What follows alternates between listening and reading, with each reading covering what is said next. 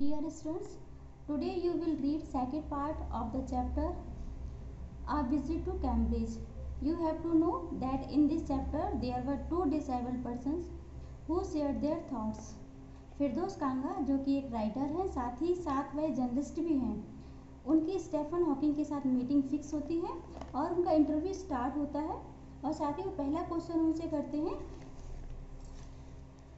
The only thing that makes you stronger is seeing somebody like you achieving something huge. वो कहते हैं कि देखिए कि क्या जब आप अपने तरह से ही किसी दूसरे व्यक्ति को देखते हैं, जैसे कि आप एक डिसेबल्ड पर्सन हैं तो आप इसी तरीके से अपने तरह से दूसरे लोगों को भी देखते हैं और उन्हें देखते हैं कि वो कुछ बड़ा प्राप्त करते हैं, तो आपके अंदर भी एक स्ट्रॉन्गर होने की भावना पैदा होती है कि हम भी ऐसे ब्रेव हो सकते हैं. Then you know how much is possible and you reach out further than you ever thought you could.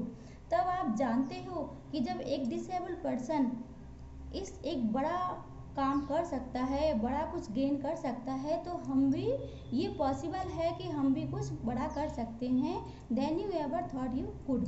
और जो कुछ भी आपके माइंड में होता है, जो आप कुछ सोचते हो या जहाँ तक आप पहुँचने की कोशिश करते हो. I have not been brave said his disembodied computer voice the next afternoon I have had no choice. मेरे पास जो स्टेफन जो हैं वो बोलते हैं, स्टेफन हॉकिंग, कि no I have not been brave, मैं कभी ब्रेव नहीं था, मैं कभी बहादुर नहीं था, क्योंकि मेरे पास कोई चॉइस नहीं थी. और जो वॉइस, जो आवाज़ निकलती है वो कहाँ से निकलती है? Said his disembodied computer voice. जो आवाज़ है वो एक कंप्यूटर वॉइस से ही निकलती है, क्योंकि आपको पता है कि जो स्टीफन हॉकिंग हैं वो पूरी तरह से पैरालाइज्ड हो चुके हैं, वो व्हील चेयर पे आ चुके हैं, उनकी बॉडी काम नहीं करती, केवल माइंड काम करता है. तो जो भी वो आंसर देते हैं वो उनका जो आंसर होता है वो कंप्यूटर के द्वारा ही वो आंसर दिया जाता है. Surely I wanted to say, living creatively with the reality of his disintegrating body was a choice. निश्चित रूप से मैं कहना चाहता था, बट आई लिविंग क्रिएटिवली उनके माइंड में था कि जब आप मतलब डिसेबल्ड पर्सन होते हुए भी आप एक क्रिएटिविटी हैं, फिर ये भी तो आपके पास एक ऐसी चॉइस है कि आप कुछ कर सकते हैं. लेकिन वो उन्होंने कुछ कहा नहीं, सिर्फ ये माइंड में ही सोच रहे थे, क्योंकि but I kept quiet because I felt guilty every time I spoke to him forcing him to respond. वो अपने आप में गिल्टी महसूस करते हैं क्योंकि वो कुछ कहना तो चाहते हैं लेकिन वो अपने सब कुछ माइंड में ही रखते हैं, उनसे कुछ नहीं कहते, क्योंकि वो समझ रहे थे कि वो एक पैरालिसिस पर्सन है और किस मतलब मुसीबत से वो बोल रहे हैं, अपने आंसर को देने की कोशिश कर रहे हैं. I spoke to him forcing him to respond. और मैं उनसे बोल रहा हूँ और उनको और मैं फोर्स कर रहा हूँ कि वो हमारी बात का रेस्पॉन्स दें. लेकिन there he was tapping at the little switch in his hand trying to find the words on his computer with the only bit of movement left to him his long pale fingers. लेकिन वो ऐसा देख रहे हैं कि जब मैं उनसे कोई क्वेश्चन करता हूँ तो उनको आंसर देने के लिए कितनी कठिनाइयों का सामना करना पड़ रहा है. वो बहुत मुश्किल से अपनी जो उनकी जो लॉन्ग फिंगर्स हैं खाली वो धीरे से हिलती डुलती हैं, और वो जो व्हील चेयर पर जो कंप्यूटर फिट है और उसके अंदर जितनी सारी स्विच लगे हुए हैं, और वो बड़ी मुश्किल से इसको टैप करते हैं और फिर अपने वर्ड्स को उसमें ढूंढते हैं, जो भी वो बताना चाहते हैं, बोलना चाहते हैं कंप्यूटर के द्वारा. तो वो मुझे फील हो रहा था कि वो कितना उनको इस समय प्रॉब्लम क्रिएट हो रही है, इसलिए वो कुछ उनसे बोलते नहीं, सिर्फ ऐसा वो माइंड में सोचते हैं. Every so often his eyes would shut in the frustrated execution. और वो देख रहे थे इस थकावट के कारण, जब थकावट से उनकी जो आईज हैं वो बार बार बंद होने लगती हैं. And sitting opposite him I could feel his anguishes the mind beyond with thoughts that came out in frozen phrases and sentences stiff as corpses.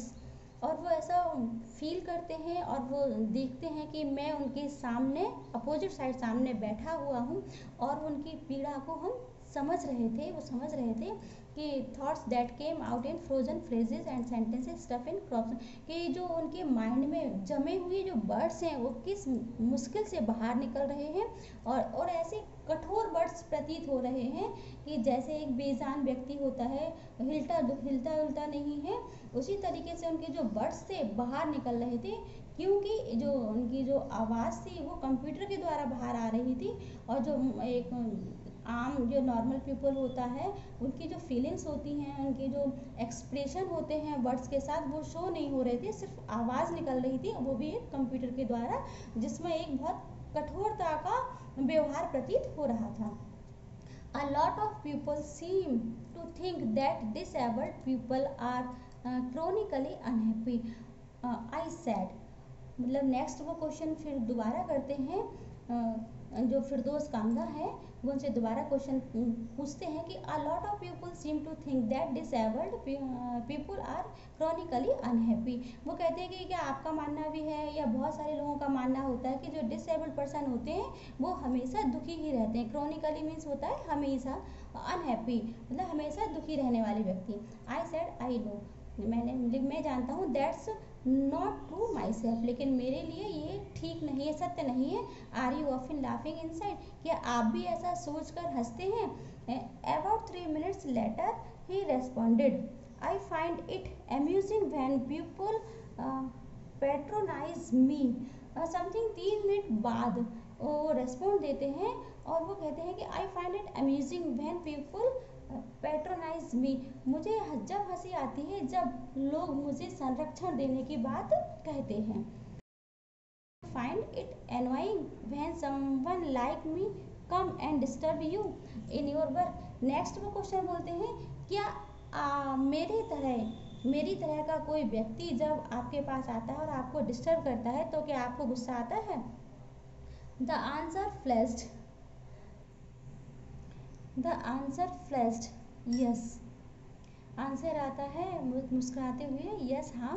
Then he smiled his one way smile and I knew without being sentimental or silly that I was looking at one of the most beautiful men in the world. वो मुस्कुराते हुए बोलते हैं yes हाँ, वो ऐसी smile देते हैं कि जो राइटर होते हैं फिरदौस कांगा, उनको ऐसा फील होता है कि आज मैंने संसार की सबसे बड़ी एक स्माइल को जो देखा है, जिससे पहले उन्होंने कभी नहीं देखा था। First glimpses of him is shocking because he is like a still photograph, as if all those pictures of him in magazines and newspapers have turned 3D dimensions.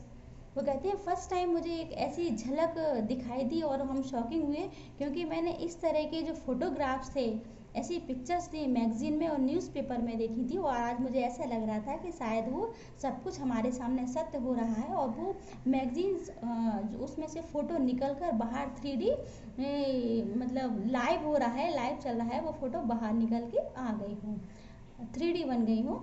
Then you see the head twisted sideways into a slump, the torso shrinks inside the pale blue shirt, the wasted legs, you look at his eyes which can speak still, and they are saying something huge and urgent. It is hard to tell what. ये जो paragraph है इसमें writer ने पूरा identify किया है, describe किया है जो स्टीफन हॉकिंग है कि उनकी इस समय कंडीशन कैसी है, वो कैसे लग रहे हैं देखने पर। उनका जो गर्दन है, देखिए हेड ट्विस्टेड, वो हमेशा जो सिर है नीचे की ओर झुका रहता है, और उनका जो पेट है वो अंदर की ओर घुसा हुआ है, inside and pale blue shirt, और जो उनकी जो शर्ट है और के नीचे से उनके जो पैर हैं वो बड़े पतले नज़र आ रहे हैं, और उनकी जो आईज़ हैं बहुत थकी थकी नज़र आ रही हैं। As you look at his eyes which can speak, और जो उनकी आँखें हैं खुली हुई हैं और ऐसा लग रहा है कि वो कुछ बोलने वाली हैं, कुछ बोल सक रही हैं, इसलिए लेकिन फिर भी वो थमी हुई हैं। And they are saying something huge and urgent, लेकिन उनकी आँखें जो ऐसा लग रहा है कि खुली हुई हैं और वो कुछ बोलना चाह रही हैं। It is hard to tell what, लेकिन आप समझ नहीं पा रहे हैं, आपको बड़ी कठिनाई फील हो रही है कि उनको कि वो क्या कहना चाह रहे हैं। But you are shaking because you have seen something you never thought could be seen, और आप उस समय आपको मतलब शॉक लग रहा है, ऐसा फील हो रहा है कि आज हम जो ऐसा दृश्य देख रहे हैं, ऐसा कभी हमने फ्यूचर में कभी सोचा भी नहीं था कि हमें ऐसा सब कुछ देखने को भी मिलेगा। Before you, like a lantern whose walls are warm, so thin you glimpses only the light inside, is the incandescence of a man. वो बताते हैं कि देखिए यहाँ पर जो आइडेंटिफाई किया है, एक उसका लालटेन से उनकी तुलना की गई है कि जिस तरह से जो लालटेन होती है उसकी जो वॉल्स होती हैं वो बहुत थिन और पतली होती हैं, लेकिन उसकी जो अंदर की रोशनी होती है उसकी झलक को आप देख पाते हैं। इसी तरीके से एक जो व्यक्ति होता है उसके अंदर का जो जोश होता है उसको हम उसकी एक्टिविटी, उसके कार्यों से हम उसको देख सकते हैं। The body almost irrelevant exist only like a case made of shadows। वो कहते हैं कि जो आदमी मनुष्य का जो बॉडी है, जो बाहरी ढांचा है, वो एक महत्वहीन है, मतलब उनके अकॉर्डिंग महत्वहीन है, उसका कोई महत्व नहीं है। वो सिर्फ एक शैडो का बना हुआ एक डिब्बा है, ढांचा, सो दैट ताकि हमें इसमें बिलीव नहीं है, विश्वास नहीं है इस शरीर पर। No believer in eternal souls, खाली जो अंदर की जो आत्मा है वही सब कुछ है। Know that this is what each of us is everything else in accessory, और जो आत्मा है वही जो हम सब व्यक्ति के अंदर विद्यमान होती है, वही एक सहायक होती है आदमी के लिए, जो कुछ अच्छा करने के लिए प्रेरित करती है, सहायक होती है। अदरवाइज जो ये जो ऊपर का ढांचा है, मनुष्य की जो बॉडी है, उसका कोई भी महत्व नहीं होता है। यदि हमारे अंदर से कोई करेज नहीं है, साहस नहीं है, यदि आत्मा कुछ बोलती नहीं है करने के लिए, तो हम कुछ नहीं कर सकते हैं। नेक्स्ट वो क्वेश्चन करते हैं, what do you think is the best thing about being disabled? I had asked him earlier। मैंने उनसे, मतलब जो फिरदौस कांगा है, वो फिर क्वेश्चन उनसे करते हैं कि क्या आपके अकॉर्डिंग, आपके अनुसार क्या डिसेबल्ड होना अच्छा है? I don't think there is anything good about being disabled. वो जवाब देते हैं कि नहीं, मेरे अनुसार मैं नहीं समझता है कि डिसेबल्ड होना कोई अच्छी बात है।